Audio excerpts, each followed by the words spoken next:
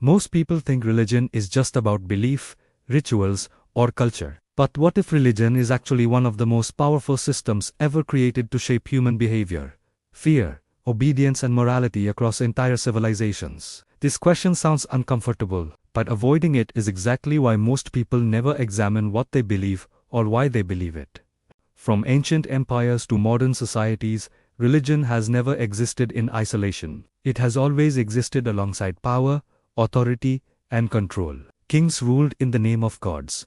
Wars were justified through divine commands, and laws were framed as sacred so they could never be questioned. This doesn't mean religion is false, but it does mean religion has always been used as a tool, whether people admit it or not. Here is the uncomfortable truth most people avoid. Belief is strongest when fear is attached to it. Fear of punishment, fear of hell, fear of divine anger, fear of social rejection. When belief is tied to fear, it becomes extremely difficult to question, because questioning feels dangerous, and systems built on fear don't need force.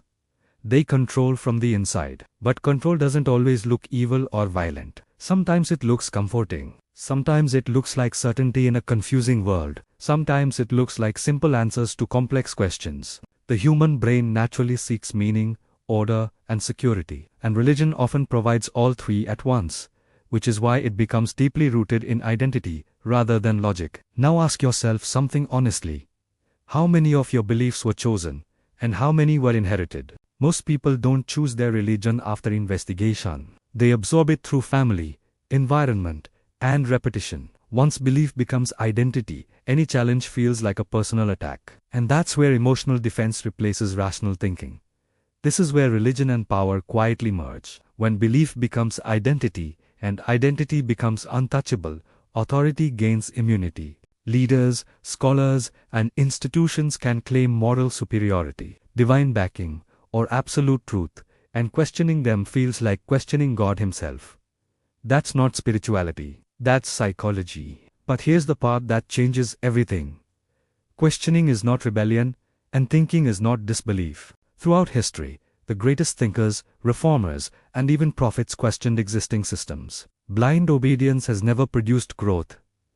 Conscious understanding has. A belief that cannot survive questioning is not faith, it is fear wearing religious clothing. So the real question isn't whether religion is true or false. The real question is this: are you following belief because you understand it, or because you were taught never to question it? That single difference separates faith from programming, spirituality from control, and awareness from inherited thought. This channel exists for one reason only: not to tell you what to believe, but to help you examine why you believe. Because the moment you start asking honest questions, power loses its grip, fear weakens, and belief becomes a conscious choice instead of an invisible cage.